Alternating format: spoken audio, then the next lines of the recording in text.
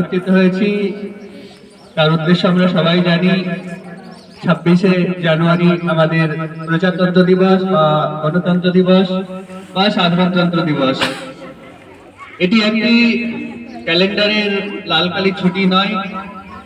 এই দিন অ্যাকচুয়ালি ভারতবর্ষে কিভাবে চালনা করা হবে, ভারতবর্ষের আইন কানুন সেইটা তৈরি হয়েছিল। এই দিনই দিশা নির্দেশ হয়েছিল যে ভারতবর্ষে রাজার ছেলে রাজা হবে না। এর আগেই 1947 সাল পর্যন্ত বা তার আগে আমরা দেখেছি ভারতবর্ষে বিভিন্ন রাজারা শাসন করেছে, পরবর্তীকালে ব্রিটিশ শাসকেরা শাসন করেছে। তাদের থেকে আমাদের বীর বিক্রমী দেশপ্রেমী সমস্ত বীরেরা কঠিন সংগ্রামের মধ্য দিয়ে লড়াই করে স্বাধীনতা পেয়েছিল 1947 সালের 15 আগস্ট। কিন্তু সেই দিন থেকে আমরা ভারতবর্ষের স্বাধীনতা পেলেও ভারতবর্ষের সরকার বা জনসাধারণকে চালানোর দায়িত্ব আমরা পাইনি। এই ব্রিটিশ সরকার আমাদের একটা আদেশ দিয়েছিল যে তোমরা কিভাবে সরকার চালাতে হবে সেটাকে আগে শিখে নাও, তারপর তোমরা সরকার চালাবে।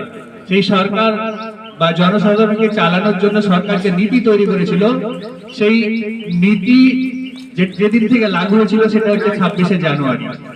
তাই 26শে জানুয়ারিকে আমরা গণতন্ত্র দিবস বা প্রজাতন্ত্র দিবস হিসেবে পালন করে থাকি। এই 26শে জানুয়ারিতেই আমাদের মাস্টারমশাই একটু আগে বললেন যে আমরা সবাই সকল সমান অধিকার পেয়েছি, আর এটা আমাদের দেশ পরিণত হয়েছে ধর্মনিরপেক্ষ সাধারণতন্ত্রে।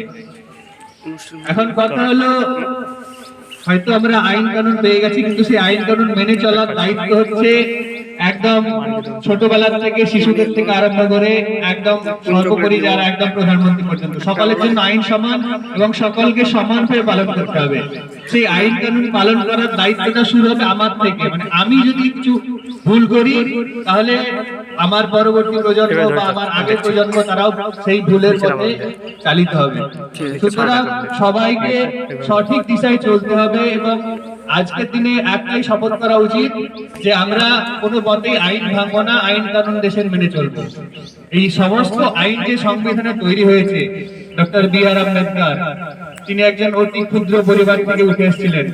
তিনি যেভাবে বানিয়ে দিয়েছেন আমাদের এই সংবিধানকে, তাতে কারো কোনো কষ্ট হওয়ার কোনো ইয়ে নেই, মানে কষ্ট হওয়ার কোনো ইয়ে থাকেই না তাতে। মানে তিনি এত সুন্দরভাবে তৈরি করে গেছেন যে সবার জন্য সমানভাবে লিখে গেছেন। তিনি একদম প্রত্যেকটা জাতি উঁচু নিচু সবার জন্য সমানভাবে একই পথে সবাইকে একই ঘাটে একই নলের নিচে একই এতে জল খাওয়ার ব্যবস্থা করেছেন। সুতরাং আমাদেরকে সেই সমান অধিকার নিয়ে বেঁচে থাকতে হবে এবং কোনো জায়গায় কোনো কিছু দাঙ্গা বিদ্বেষ এরকম তৈরি হলে আমাদেরকে সেটা সমাধান করে নিতে হবে। আমাদের থেকে শুরু হয়ে সেটা ধীরে ধীরে ধীরে ধীরে দেশের সর্বোচ্চ জায়গায় পৌঁছাতে হবে। আর বিশেষ কিছু বলবো না, সবাই সবারই কম আছে এই বলে আমি আমার ছোট্ট কথাকে বিরাম দিচ্ছি। ধন্যবাদ।